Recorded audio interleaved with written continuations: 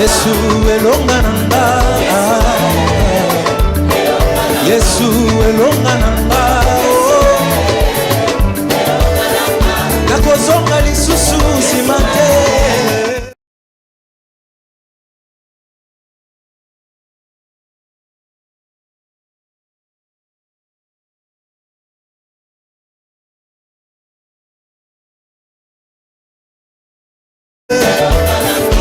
Kongo ezali mboka elaka, bonga nzambe betinga bongo, molongi akoti esengeli kolonga, ils ont vaincu à cause du sang de l'homme. Bien-aimés dans le Seigneur, partout aux Oami Nzambe, à Pambolayo, le Lengue, à Pessibiso Nzela, Poteto Kota, Bisikano Sokozwami, pour na koyeba kozwa tango na biso ya losambo bolimbisi mwa moke pona 12 minutes ya retard kolo ye oyo azali maître ya temps et à circonstance à permettre biso quand même tout sangana moko la dimanche à lelo pona koyeba ko komisa ye ko adorer ye koyeba ko comprendre surtout ezali penser na ye. Voilà, c'est pour cela bien aimé la musa maman la musa papa avant aucune église avant quelque part nous kende tout pour ça d'abord bousson en Zambie dans la émission nabino réveillons avec Jésus-Christ et l'on bien-aimé nabino évêque Raphaël le type lequel tout kanga misu peut-être ba ko bonde la rotika tango na maboko na Zambie Zambie tata na biso na likolo kombo na yo ekumisama yo o pesi biso tango oyo peut-être approcher le bosso ya trône na yo. Merci Seigneur parce que ce n'est pas par hasard et que tout s'est retrouvé le bosso na tongo oyo. Ezalinde yonde muto lamusi biso yonde muto pesi biso courage détermination oyo ya ko approcher pour na koyeba ko adorer yo pe koyoka yo toniko yoka yo lobela biso tika molimo no santo e kamba biso tika molili elongwa liboso na biso na kombo na Yesu Kristo to pamboli kiltu oyo parce que nandimi yo ensemble na biso avec toi que nous ferons des espoirs quand tu écraseras nos ennemis par le nom de Jésus. Te le dis. Merci Seigneur Jésus-Christ. Amen. Bien-aimés dans le Seigneur, partout aux amis na ebete vous allez ébélé bosso ya ba petit écran na bino pour na koyeba ko sotant na biso prière. Thème na biso pourquoi votre destinée est-elle combattue? Pour na nini destinée na ngai ou destinée na yo ils allaient combattre. Ils allaient combattre. Pourquoi votre destinée est-il combattue? Bien-aimé dans le Seigneur, destin et abattu belé, ils allaient combattre pour nanine. Pour nanine, ils allaient combattre. Na ebisu yo na tongo lelo ndeko nanga diabe ebio. Ayebio. Voilà, c'est pour cela abandi ko bundisa yo depuis bon mois. Bah là c'est pour ça qu'on bundisa yo na vie na yo. Pourquoi? Parce que ayebio Bible na biso na Matthieu chapitre 2 chapitre 2 comme un message pesama qui déjà apparaît dans Zambé moko na livre Isaïe. Il y a un messie akobota makoya akoya pour na ko libérer libota et Hérode ditanga yoki sango que mon continue à botam. Bible na biso na 7e verset. Alors Hérode fit appeler en secret les manches et ça qui soigneusement auprès d'eux. Depuis combien de temps l'étoile brille? Puis il les renvoya à Bethléem en disant allez et prenez des informations exactes sur les petits enfants. Quand vous l'aurez trouvé, faites-le moi savoir, afin que j'aille aussi moi-même l'adorer. Pourquoi? Parce que ayebi déjà peut alobi depuis combien de temps étoile wana ezoko brûler. C'est la même chose. Le diable ayebi azo combattre amoni mona moko na libota.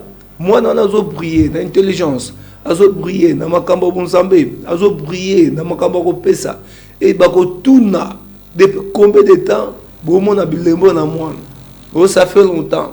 Moi non vraiment ça fait quelque temps déjà du temps aza moi de hasard moi banzunzu moko boye na muke azoluka na muke muke ozomona mazambe kaka oh baomina ba fongole misu batala ye lolenge pe abibo kende kozo information exacte ba koyebisa ngai Matthieu chapitre 2 tolobi to bandi na 7 pe tozoko kita bokende bozo information exacte c'est la même chose de ba repousser batu pembe na yo pour bazo information non exactement ce qui makambo ozo sa les autres na nzam ce qui le lenge ozawana eske ozali na kana bango tozala ka bonzambe le lenge ozo comporter le lenge ozo vivre et tant que bazo information nyonso place on a des mina okomona bakomo luka ko bloquer bakomo luka ko longola étoile wan bakomo luka étoile wan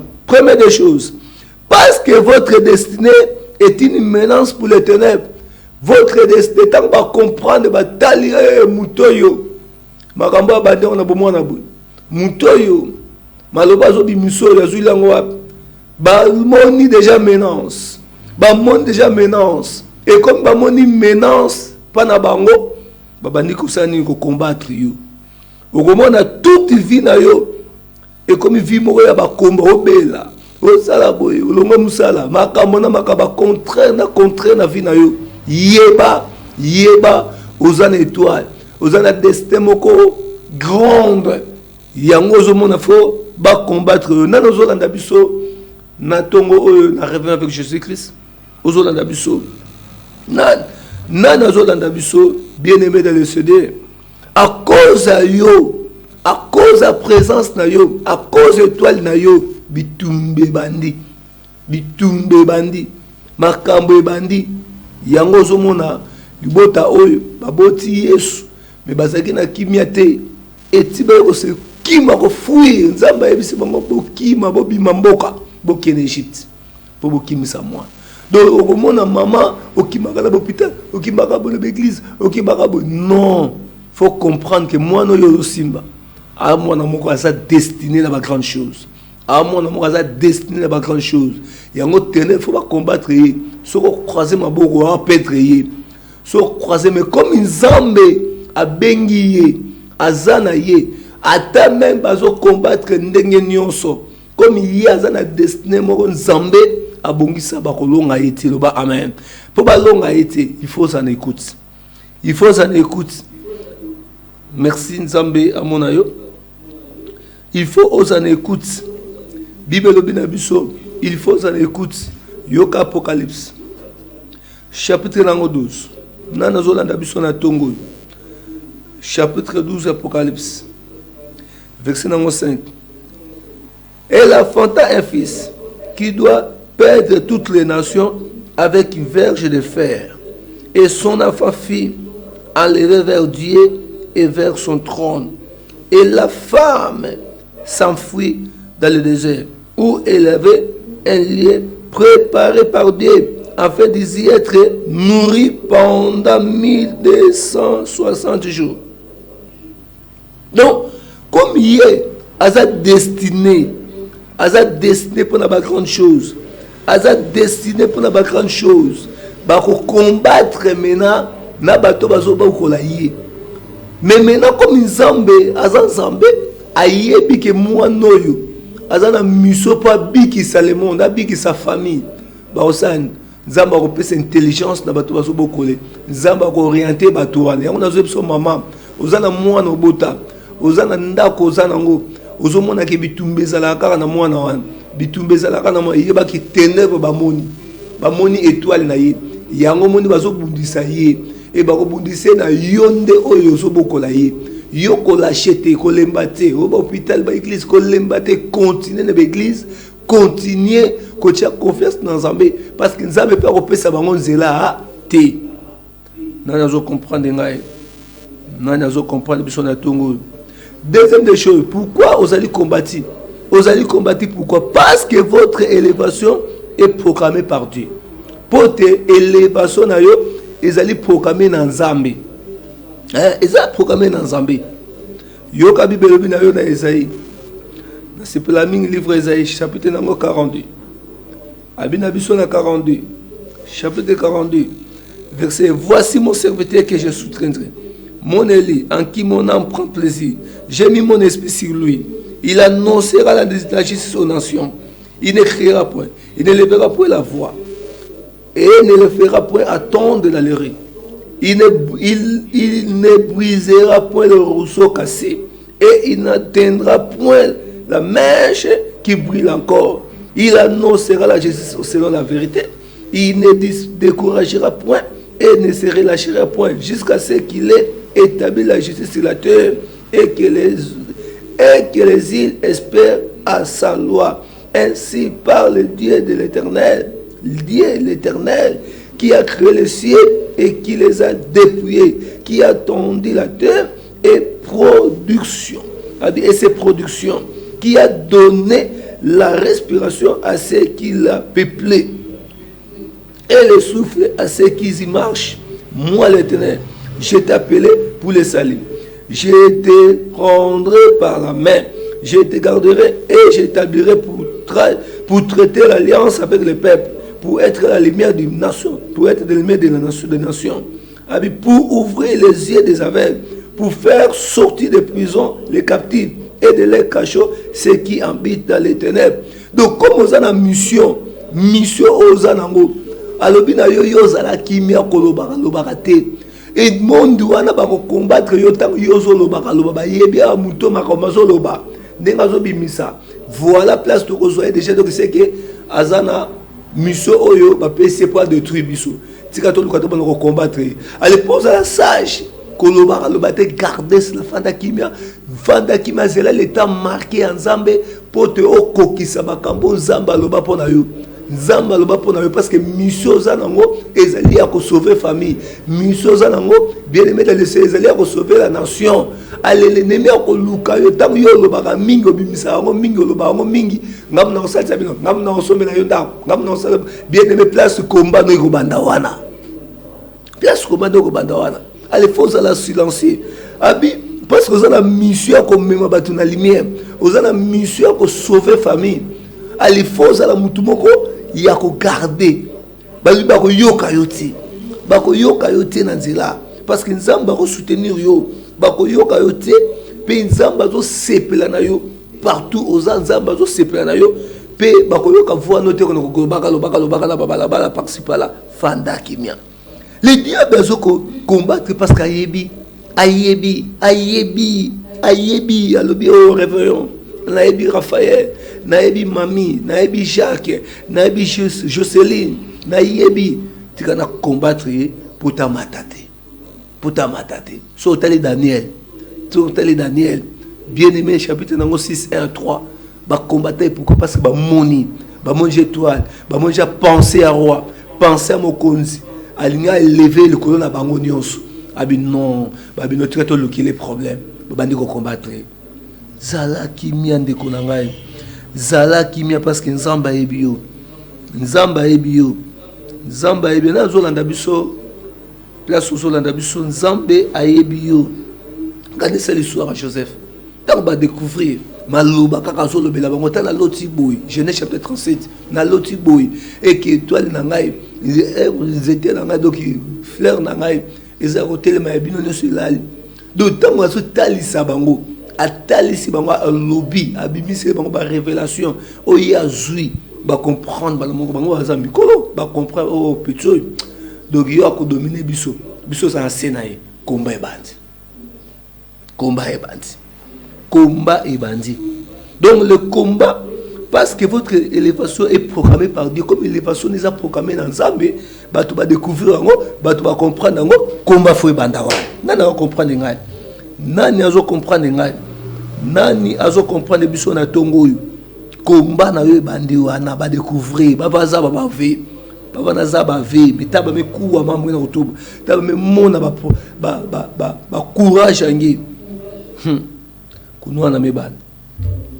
Troisième point, le belatem, pourquoi suis-je combatif? Pendant Nazali combatif. Troisième, parce que le temps de votre manifestation approche. Pour te temps où il y a manifestation, il y a babika moyen Zambé, il y a ba promesse en Zambé na vie na yo komi pembeni. Et komi pembeni.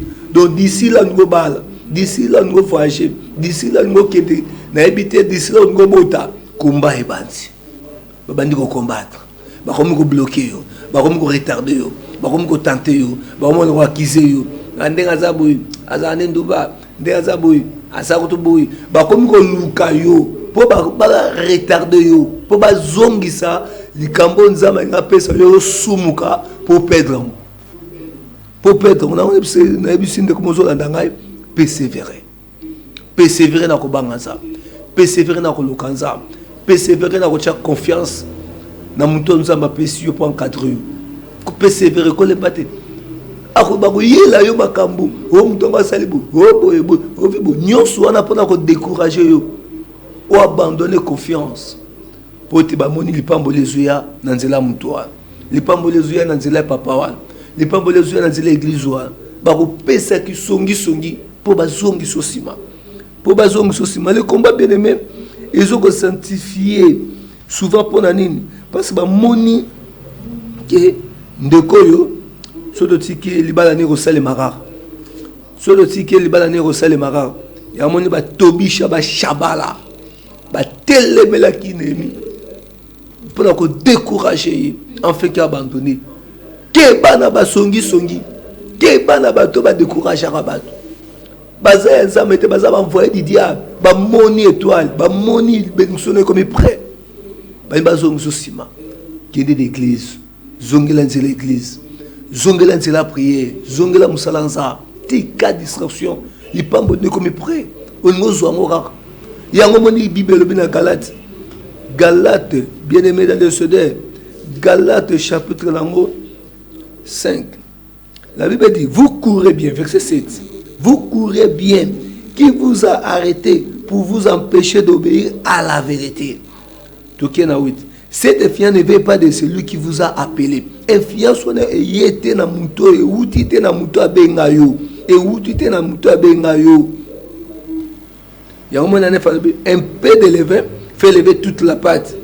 C'est un peu de levain. Donc kosumu kamuke et bébé si maramonio so. Quand lever muke et matisi patinio sa ya farine. Et matisi lever kaoyo tse muke wan. Donc c'est la même chose. Donc zalaka kana na détermination de lukanza. Zalaka kana attitude wana ndeko zalaka na ngona nzambe. Kosumu kate pour kosumu ko opètre likambo ngo zwalobi. Opètre likambo ngo zwalobi. Abi fiance uti wapi uti na mutu abenga bisote e uti na nzambe te. Bien aimé makambo zomona bitumbo comme telemela yo ba complication comme yela na libala ba complication comme yela na santé ba complication comme yela na ministère et uti na nzambe te et uti quelque part ya on a bengo ndeko na bengo na prier Esaïe al-Malam na 54 verset 15 habite si l'on forme le complot cela ne viendra pas de l'Éternel. Si l'on forme le complot cela ne viendra pas de l'Éternel. Quiconque se liguera contre toi tombera sous ton pouvoir. Tu as le pouvoir. Venez à Dieu. Dieu t'a déjà doté de pouvoir. Pouvoir est allé. Il y a qu'au marcher. Il y a qu'au arrêter. À peso yango. Yo. Tant que on a un problème, l'ennemi cherche à empêcher ou à retarder ce que Dieu a déjà programmé. Alingi ko lukanze ne ko tarder de donc empêcher les capons nzamba bongsi ja pour apesa yo nzamba bongsi ja pour apesa yo nzamba bongsi pour asala yo nzamba bongsi bien aimé le ce n'est pas pour osimbango alimunguna ko luka ba chemin nana zolanda na tongo nana utandanga na tongo nzamba mona yo nzambe amona yo Daniel abondela ça peut 21 jours bon azozo un message bazo yebisa et depuis les premiers jours sambelaki hein Nzamba répondaki déjà chapitre Daniel chapitre 10 verset 13 Nzamba répondaki déjà mais roi de Perse a résisté contre yo pose en côté abiyoka dans Daniel chapitre 10 verset numéro 13 verset. Il dit, Tobandi même n'a dit, et voici, il me toucha et secoua mes genoux et mes mains. Puis il me dit, Daniel, homme bien-aimé, sois attentif aux paroles que je vais te dire et tiens-toi debout. à la place où tu es. Car je suis maintenant envoyé vers toi. Lorsqu'il m'est ainsi parlé, je m'étais debout en tremblant. Alléluia. Tant bazoui bisekara a telemi pe abadi kolenga. Il me dit, Daniel, ne crains rien, car dès le premier jour où tu as eu à cœur de comprendre et de diminuer devant Dieu, tes paroles ont été entendues. Et c'est à cause de ces paroles que je viens. Depuis le jour où je suis ici dans mon thème, il y a comme ça, il y a comme Nzambe. Depuis le jour où je suis ici dans mon thème, il y a comme ça les Nzambe. Depuis le jour où je suis ici bien aimé dans le CD, il y a comme tika mobile abat, il y a comme tika via Kindumba. Depuis le jour où je suis ici bien aimé, il y a comme la réveillon chaque matin. Alléluia, on a dit la RTA. Depuis le jour où Zamba Bongisi Makam, Zamba répondre déjà. Na problème aux alango, na les cabos alango, parce que zongi na makolonaï, pour zongi, la moana oyo, la femme prodigieuse, abumaki, akendaki, tanga zuli kanisi, azonga na papa, azonga na baboti, azonga na ndako na bango, papa est yambié, assez les fêtes. De yope makamoisa ya pourre, zamba ngala tsorobe asika. Zamba ngasa selo likamba sika, parce que zongi. Dans le même jour car Daniel ozwaki, zamba sani a répondu qui déjà. A répondu qui déjà. Penaïe, le chef du royaume de Perse m'a résisté. M'a resté 21 jours. Mais voici Michael, l'un des principaux chefs, est venu à mes secours. Et je suis demeuré là auprès du roi de Perse. Donc, Michael a eu ko secourir ko yebisa yo qu'il kambango. Ekokisa. Nzambe a répondu déjà. Le combat peut donc signaler dans la saison les autres approcher mais na ébusio yebake Nzambe tant yo bandika le sambo déjà a répondu déjà.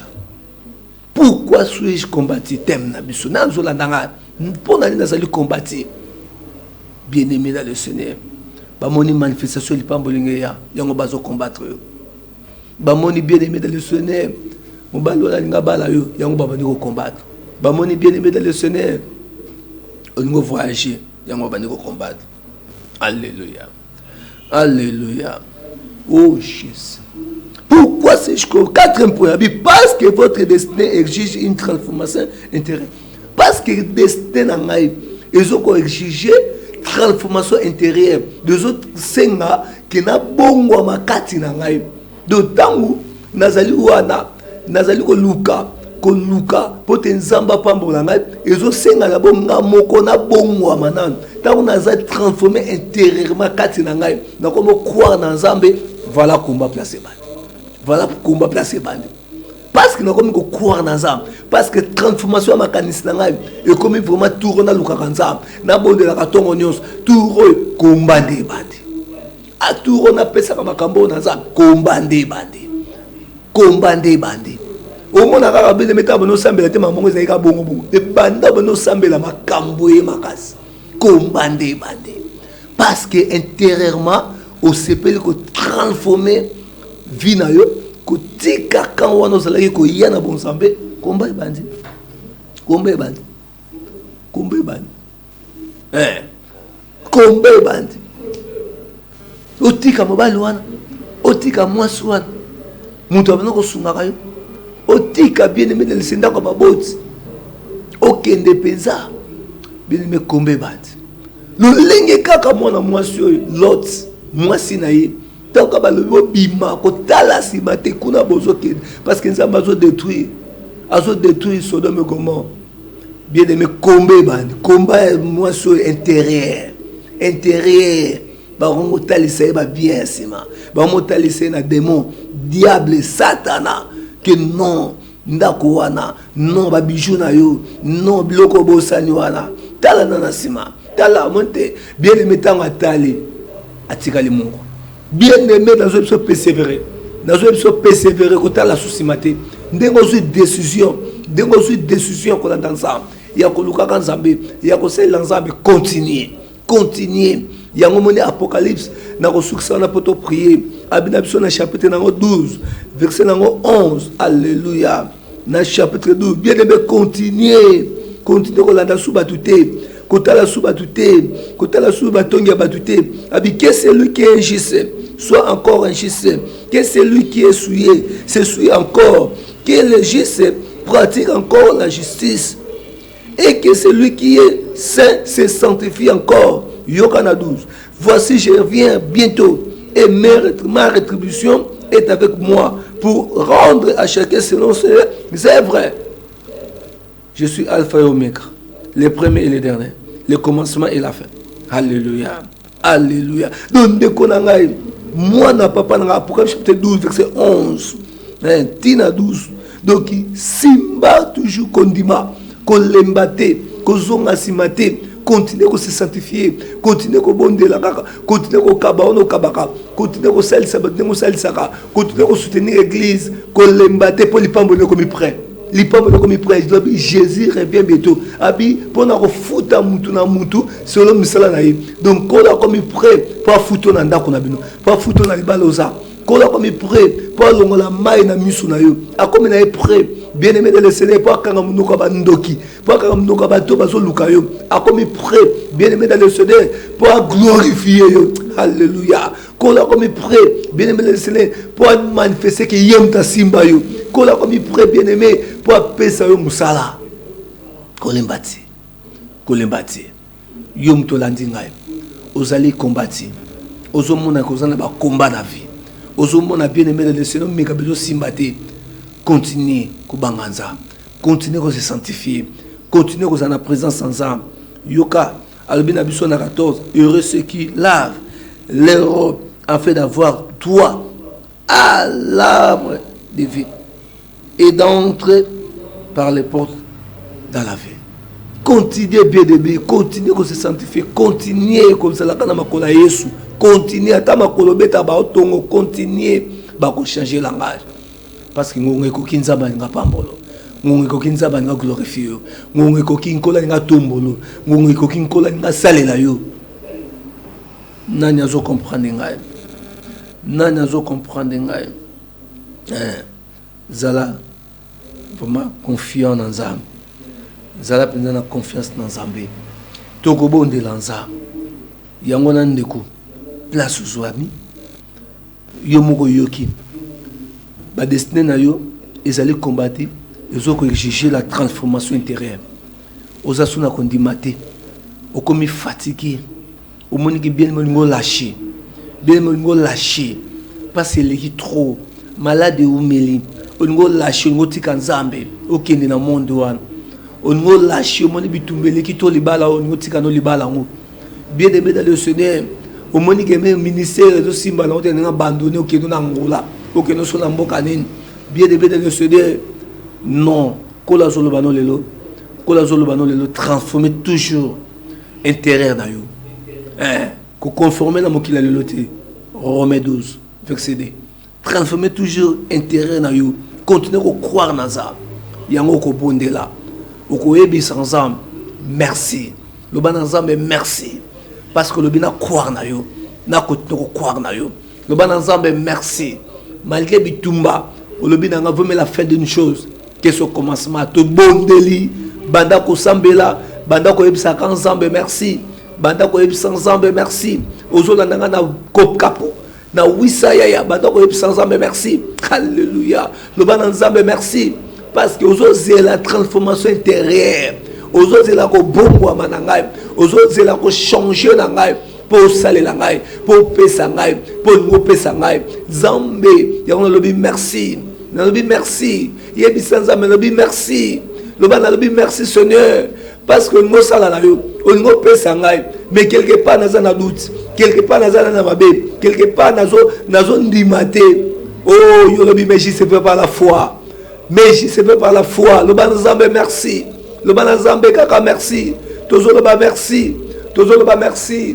Zamboyo abenga biso na tina yango toza kombati Zamboyo alinga sala biso nga glorifier biso yango boni monguna zo combattre yo ko faire croire na yo tika na yo lemba na yo loba na Nzambe merci parce que afongoli yo afongolo makanisi afongolo likanisi pendant ko yebisa yo ko to croire na ye loba de merci Seigneur loba de merci kama kamba Nzambe babundisa mais makambo mokili babundisa yango te loba na Nzambe merci pendant la kana yo loba Nzambe merci parce que yebinga loba Nzambe merci baba libanga na ngumu eteli loba Nzambe merci bakisation partout loba Nzambe merci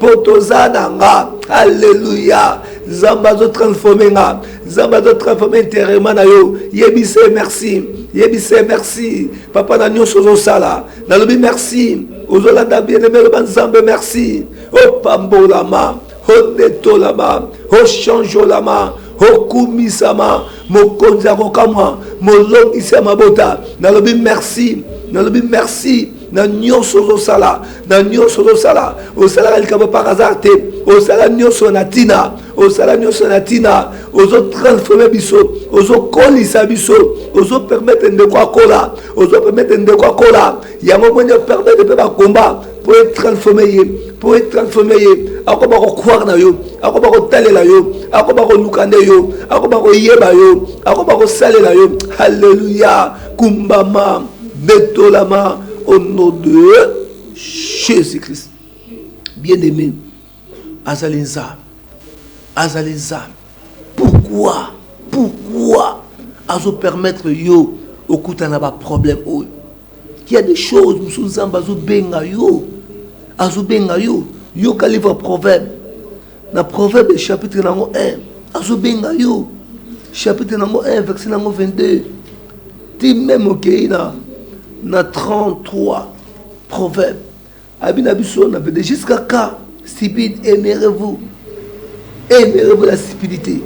Jusqu'à quand les moqueurs se moquera-t-il à la moquerie? Se pleuront-ils à la moquerie? Et les sensés haïront-ils la science? Tournez-vous pour écouter mes réprimades. Voici, je répandrai sur vous mon esprit. Je vous ferai connaître mes paroles. Toko bonde lanza. Akitsa molimo na ye. Pota talisa biso. Pota ayeba ko fongo la biso connaissance. Ayeba ko fongo la biso pensée na ye. Abi, je répandrai mon esprit et je vous ferai connaître mes paroles. Zamba ko faire connaître yo maloba na ye. Alors bien, je vous ferai connaître mes paroles. Puisque j'appelle et que vous résistez. Nazo benga bozo résister.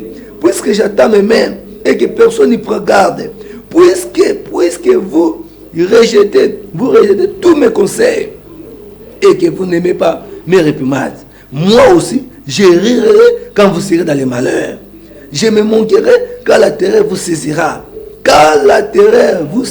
comme une tempête, et que le malheur vous enveloppera comme un tourbillon.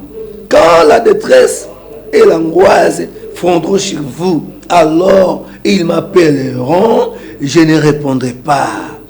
Ils me chercheront, ils ne me trouveront pas, parce qu'ils ont haï la science et qu'ils n'ont pas choisi la crainte de l'Éternel, parce qu'ils n'ont point aimé mes conseils et qu'ils ont dédié toutes mes réprimades. Ils se nourriront du fruit de leurs voix et ils rassaisiront de leurs propres conseils, car la résistance des stupides les tue et la sécurité des insensés les perd.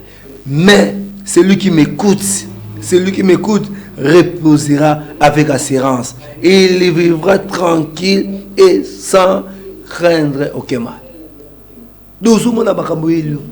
Makambo elo sokopate zuta wapi osokopate pourquoi na ofifre boy pourquoi bitumbo zotikanga te pourquoi tokobenga molimo na Nzambe tombola maboko loba na Nzambe molimo ne ya tala osomona ka bakambo bitumba ebite pourquoi elio pourquoi mambo ezo simate okosenga na nzambe parce que nako répandre molimo na kati na bino pe nako faire connaître bino parole na ngai yebisa nzambe papa latisanga lelo molimo mo santu po te na comprendre makanisi na yo na comprendre nini olingi na sala na comprendre nini olingi na sala par rapport à bitumbo na sala na vie par rapport à makambo na zo mona na ndako yo papa na sengi molimo mo santu to bondelo no de Jésus-Christ bada ko bombondela lo bana nzambe molimo no mo santu yedaya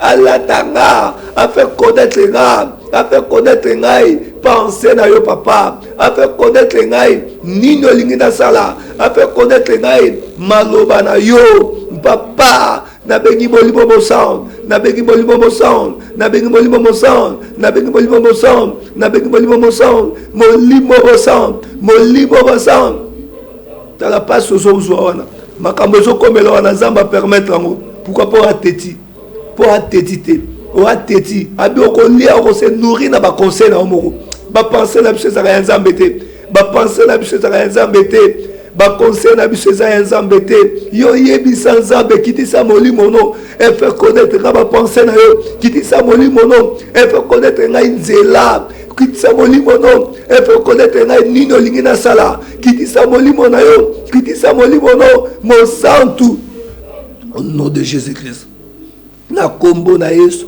na kombo na vous allez nourrir boko lia boko nourrir na bafui na bino na mapasi na bino na mabe na bino yango nde boko nourrir nango yebisa nzambe rekela ngongo a faire montrer le chemin na kombo na Yesu au nom de Jésus-Christ ndeko oyebi na nyonso tanga lobi awa abi boko benga ngai comme bobo yaki bo résister bobo ngwamite bobo yiko changer boko benga ngai ngana ko seka bino vous m'appellera et na ko répondre te yango na ngongo zonga loba nzambe papa ko betanga te loba nzambe pardonne kita na vie na ngai pardonne kita na ndako na soki bien aimé tambola ta na salon bada ko tambola loba nzambe papa ko betanga te papa ko betanga karate papa ko tikanga musika note banda ko tambola na salon banda ko tambola na cuisine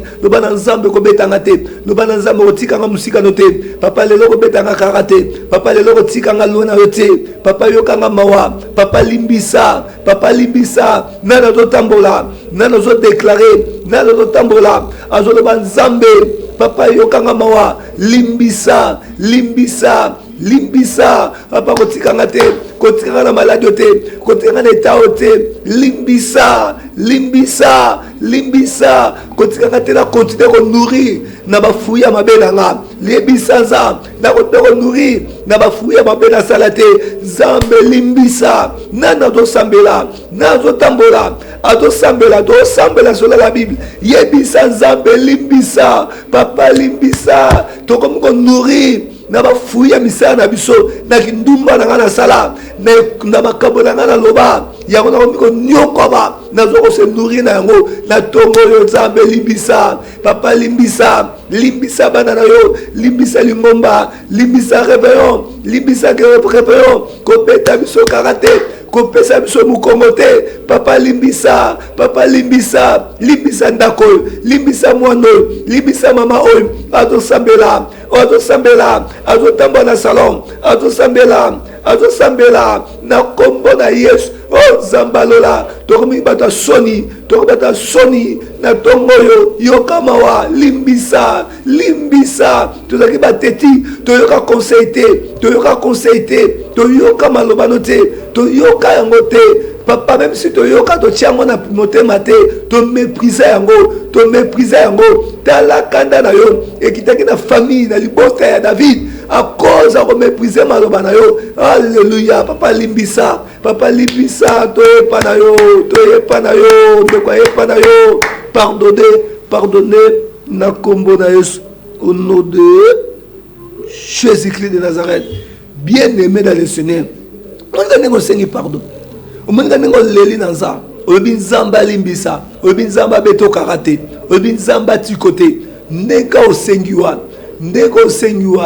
ndeko sengiwa alléluia ndeko sengiwa alobi na yo bien-aimé alobi na yo bien-aimé osumunga lisuté kende osumunga lisuté banda ko réclamer une nouvelle vie banda ko réclamer une nouvelle vie réclamer vie à l'osa réclamer vie à kobangaza réclamer vie à kotambo naza bien-aimé ay condamna mwana moi sauté bakanga na ekobo Jean chapitre 8 verset 11 alobi na 10 à 11 abiko zonga lisuté pour mutu ba condamné azate na tongo bien-aimé banda ko réclamer maintenant vie à l'osa banda ko réclamer maintenant vie à kobangaza banda ko réclamer vraiment vie à kolukanza banda ko réclamer vie à kopesa nanza to bondela kombo na Yesu nazo bondela nazo sambela na tongo yo ozo réclamer une nouvelle vie parce que quand on a besoin de transformation intérieure on a besoin bongo ama kati na yo lo banzambe nazo réclamer vie en bongo ama vie en bongo ama vie en bongo ama vie en bongo ama nazo tambola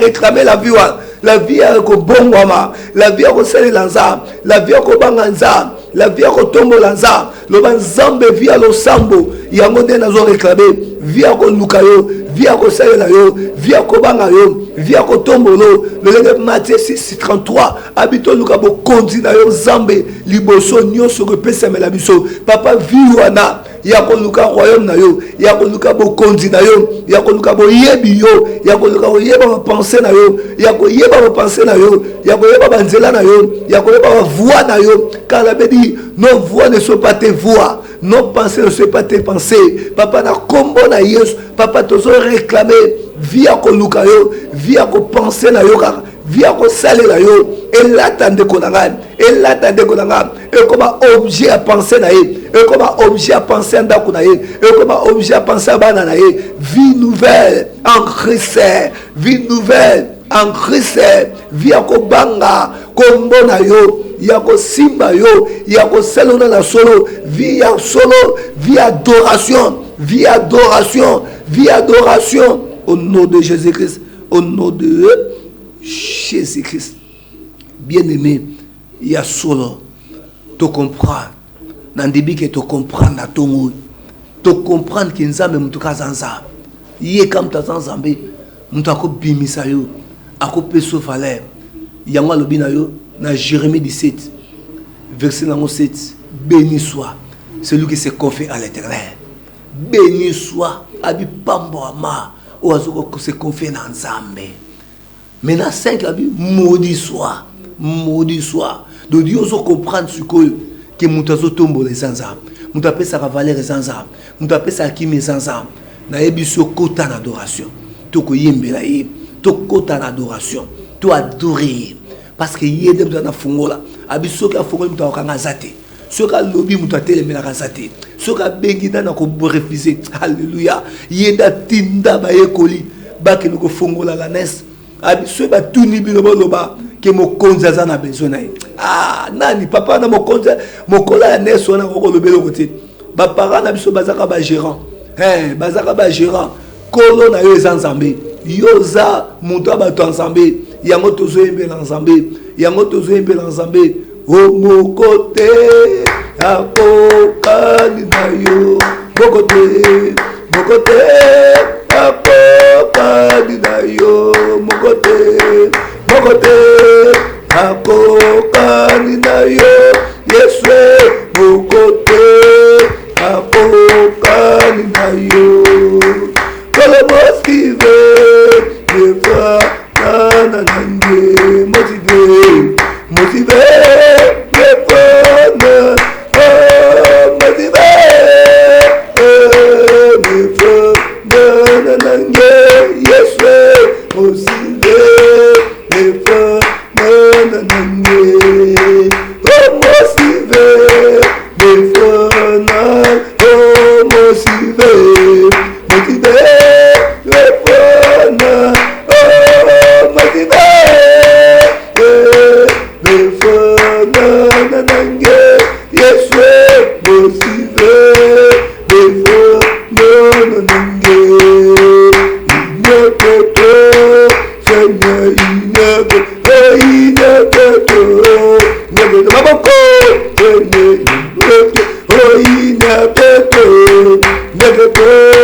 Seigneur,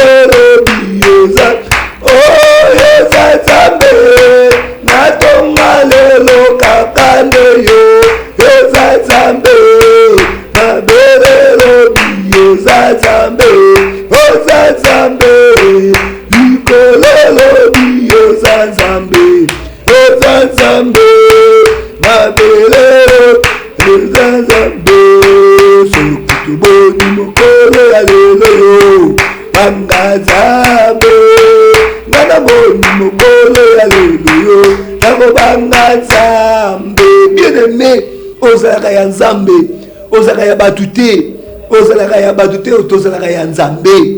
Yango na Bible lobi na biso, na livre na biso ya Psaume, chapitre lango 3, chapitre lango 2, banana 2e verset.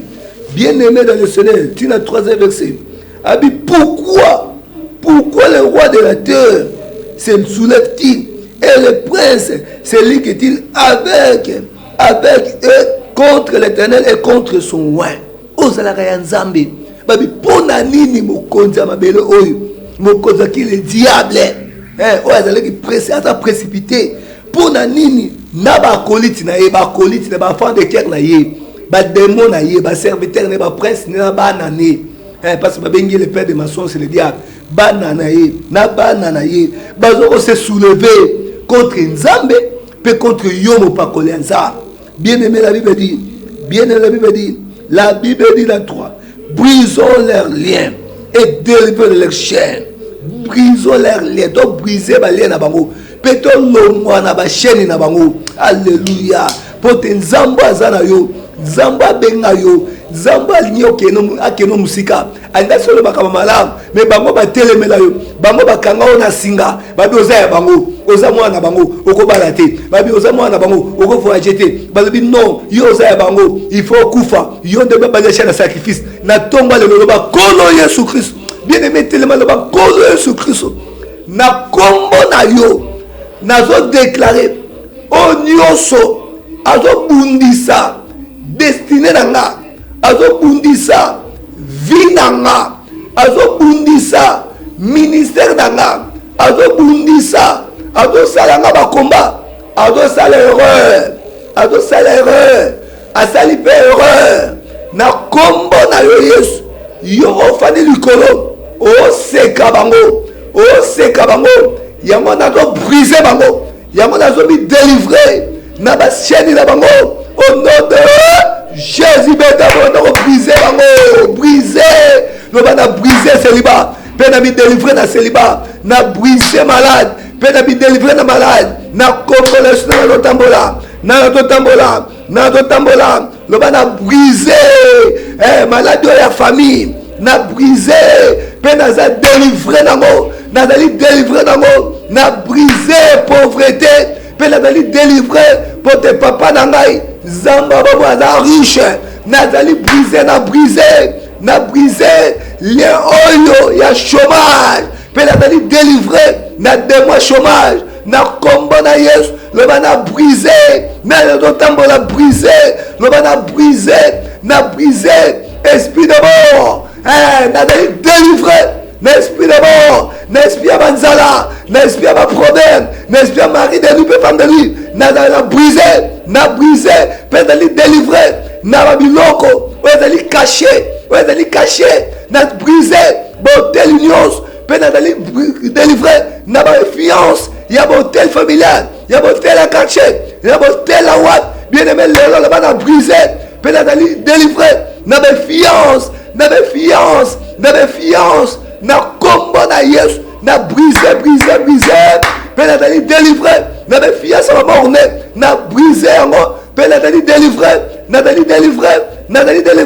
na bamaladi ya batia maladi ya baestomac maladi ya batension maladi nini batia ya basikre loba na briser yango pe nazali délivré nango na kombo na Yesu nana osambela na briser yango pe nazali délivré nango na briser yango pe nazali délivré nango loba na briser yango pe nazali délivré ndako na ngai eza délivré bana na ngai baza délivré ministère na ngai eza délivré limboka na ngai eza délivré pays na ngai eza délivré famille na ngai eza délivré na kombo na Yesu na briser pe nazali délivré na kombo na Yesu Christo au nom de Jésus dans le nom de Jésus-Christ. Bien-aimé, aux autres déclaré le col à Daniel. Aux autres sans Batonius. Babundisanga na innocent. Babundisanga sa cause. Babundisanga pas d'intérêt na bango. Remplacer bango ici comme bango batianga. Bien-aimé Zambé a remplacé ça, sa trappe. Oh babundisa Daniel azaki innocent. Bakota na libulo wana. Bana bana na bango. Bazanga kimia. Po bazaba méchato bodé na kobola Yesu. Ah, toke de souki ça. Bien-aimé le roi ordonna que cet homme qui avait accusé Daniel soit amené. Alléluia. Soit amené et jeté dans la fosse au lion. Daniel chapitre 6 verset 24. A ordonné bango. Bakanga bango. Pe babuaka bango na libulu ya ba lion. Na bana na bango abi et leurs enfants et leurs femmes na basi na bango omona mwasi mama côté kezala te na vie na yo makambo esimba te makambo bani na salati aboke na mtu maladi yango ana pe vino koma ya problème lo ba lelo yo batu nyonso wana ba remplacer na bana la bango ba remplacer na basi na bango ba remplacer na bibali na bango ba remplacer nesika bango batianga nesika bango baluka na kota besika bango batelomelanga esika wana nzamba remplacer bango atia bango. Alléluia, alléluia, alléluia, au nom de Jésus-Christ. Yebi sansa papa na recommandé dimanche na recommandé semaine to banda na recommandé culte na maboko na yo zala na biso ensemble soutenir biso lakisa biso bonzambe na yo kati na adoration de lo kita penzo sa la biso kita o délivrer to bonde na kombo na Yesu banda ko recommander culte na lelo no bana nzambe le lenge zambo akofondaki basa trappe na vie ya Daniel nzambe peut confondre l'ennemi le diable komba Yesu okumisama nzela na église efongwami nzela na église efongwami nzela na semaine efongwami komba nzambe okumisama lelo nzela guérison efongwami lelo nzela guérison efongwami lelo nzambe kombo ne feza na glorifier batu bako binela yo batu bako offrir yo batu bako adorer yo na bo solo lelo nzambe makambo se efongwami lelo nzambe mutu so komi pepele semeno mutu so pepele mboka pepele ndaku pepele haleluya chaîne pepele mabno so pepele parce qu'ils ont brisé, parce qu'ils ont délivré, parce qu'ils ont télémi, parce qu'ils ont télémi, parce qu'ils ont fongoli. Alléluia, nyoso pepele, basante pepele. Oh, na combo na Yesu, au nom de Jésus. La nana Seigneur Jésus-Christ. Merci pour la victoire. Merci pour le miracle. Merci pour la nyonso. Oyo bongisi ponanga. Merci pour la transformation. Ya foi nanga. Au matisi yango. Na niveau mo élevé. Merci Seigneur pour le pardon ou accordé nanga. Merci Seigneur pour la oyo et kangamaki na vie yango. O ba fandelaki ba libérer yango. O ba yibaki ba eko zongisa yango. Loba merci Jésus. Loba merci Jésus. Ba eko zongisa santé. Ba eko zongisa kote kananga. Ba eko zongisa musala nanga. Nalobi merci. Yango na betelo maboko. Betele maboko. Zambo a pardonné. Zamba fongoli. Zamba brisé bango. Zamba confondé bango. Zamba pesikimia. Betele maboko. Betele maboko. Tolobi victoire 3 fois. Victoire. Victoire. Victoire et Amen.